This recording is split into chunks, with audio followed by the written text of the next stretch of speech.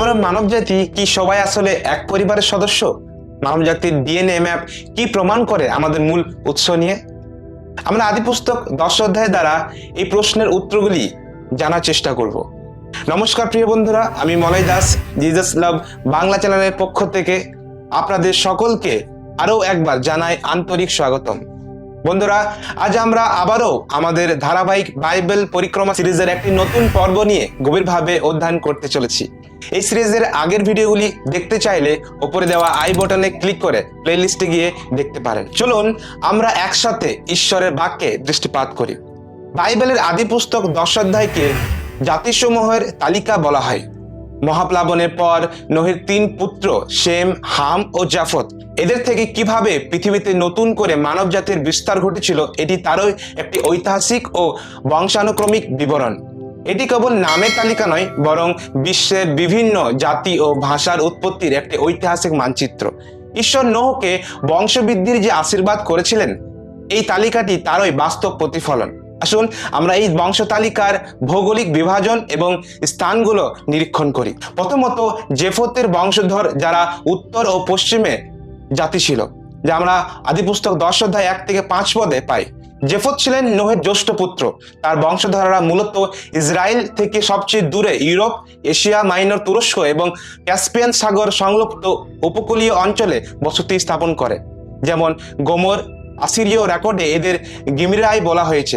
Magog উত্তরের দুধর্ষ জাতিদের একটি সাধারণ নাম। মাদি পারস্যের কাছাকাছি বসবাসকারী মাদীয় জাতি। জাভান এরা হলো প্রাচীন গ্রিক জাতি। তুবল ও মেশক আসিরীয় বর্ণনায় এদের তাবাল ও মুস্কি বলা হয়েছে। বর্তমানে এটি তুরস্কের অঞ্চল। তিরস সম্ভবত এদের থেকেই এজিয়ান জলদস্যুদের উৎপত্তি। দ্বিতীয়ত, হামের বংশধর যারা দক্ষিণ ও আফ্রিকার জাতি। আদি পুস্তক 10 অধ্যায় 6 থেকে 20 পদে এদের বর্ণনা পায়। হামের বংশধররা মূলত আফ্রিকা এবং দক্ষিণ এশিয়া অঞ্চলে কনানে বসতি স্থাপন করে।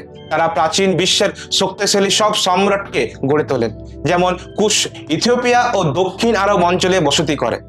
এর বংশের নিমরোদ, যিনি হামের নাতি ছিলেন, ইতিহাসে প্রথম পরাক্রমশালী সম্রাট। তিনি সিনার অর্থাৎ ইরাক, বাবিল রাজ্য এবং পরে নিনবী শহর আসিরিয়ান সম্রাট প্রতিষ্ঠা করেন।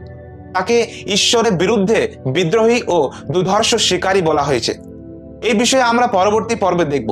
মিসরাইম, এটি মিশরের প্রাচীন নাম। মিশরীয় বংশ থেকে পলেষ্টীয়দেরও জন্ম হয়। এরপর আমরা দেখি পুট, বর্তমানে লিবিয়া অঞ্চল। কনান ফৈনিকীয় ও কনানীয় জাতি, ফিলিস্তিন অঞ্চল। এদের মধ্যে সিদন, হিদ্দীয়, জিবুসীয় ও আরমীয় জাতি উল্লেখযোগ্য ছিল। এদের মতো আরো 11টি জাতিগোষ্ঠীর জন্ম হয় এদের দ্বারা। তৃতীয়ত, সেমের বংশধর যারা মধ্য ও সেমেটিক জাতি হিসেবে উল্লেখিত, যা আমরা আদি পুস্তক 10 অধ্যায় 21 থেকে 32 পদে পাই। সেমের বংশকে সেমেটিক বলা হয়। বাইবেলের ইতিহাসে সেমের বংশ সবচেয়ে গুরুত্বপূর্ণ, কারণ এই বংশ থেকেই পরবর্তীতে আব্রাহাম এবং ইসরায়েল জাতির জন্ম হয়। এর বংশধররা এলোম, পারস্যের সুসন অঞ্চলে প্রাচীন জাতি। আসুরিয়া জাতি উল্লেখিত। আফকসদ, এই বংশ থেকে এবর, যাদের থেকে ইব্রিয় নাম হিব্রু নাম এসেছে, এবং পরবর্তীতে আব্রাহামের বংশের উৎপত্তি।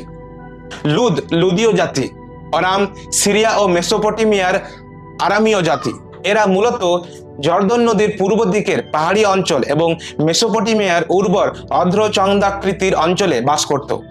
কেন এই তালিকাটি আজ আমাদের জন্য এতটা গুরুত্বপূর্ণ? কারণ ঐতিহাসিক ও প্রত্নতাত্ত্বিক ভিত্তি অনুসারে প্রাচীন গ্রিক বা রোমান পুরাণের মতো এই তালিকাটি কিন্তু কাল্পনিক নয়। আধুনিক প্রত্নতত্ত্ব এবং আসিরিয়া শিলালিপি এই তালিকার অধিকাংশ নাম ও স্থানের সত্যতাকে নিশ্চিত করেছেন। এটি প্রমাণ করে যে বর্ণ বা ভাষা ভিন্ন হলেও পৃথিবীর সকল মানুষ মূলত এক রক্ত ও এক উৎস নোহ থেকে এসেছে। এই অধ্যায়ে বিভিন্ন ভাষার কথা উল্লেখ করা হয়েছে, যা পরবর্তী 11 অধ্যায়ে বর্ণিত বাবিলের স্তম্ভের ঘটনার প্রেক্ষাপট তৈরি করে। এই বিষয়ে আমরা পরবর্তী পর্বে দেখব। ঈশ্বর যে পুরো মানব জাতিকে ভালোবেসেন এবং তাদের মাধ্যমে নিজের পরিকল্পনা পূর্ণ করতে চান, এই তালিকা তারও একটি বিশাল চিত্রপট। ঈশ্বর যে ইসরায়েল জাতিকে বেছে নিয়েছিলেন, তা ছিল পুরো পৃথিবীর মানুষের মঙ্গলের জন্য।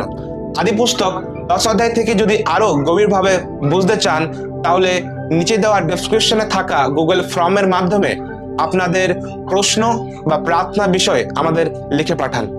আপনাদের পাঠানো প্রশ্ন ও প্রার্থনা আমরা গুরুত্বের সঙ্গে পড়ব এবং আমরা নিজে আপনাদের সঙ্গে যোগাযোগ করব। এরকম আরো বাইবেল অধ্যয়ন, শিক্ষা ও আশীর্বাদপূর্ণ ভিডিও পেতে আমাদের চ্যানেলটি সাবস্ক্রাইব করুন। ভিডিওটি ভালো লাগলে অবশ্যই লাইক করুন এবং পাশে থাকা বেল আইকনটি ক্লিক করুন, যেন সিরিজের পরবর্তী সব ভিডিও পেতে আপনারা প্রস্তুত থাকেন। ঈশ্বর আপনাদের সকলে সহবর্তী হন। জয় যিশু।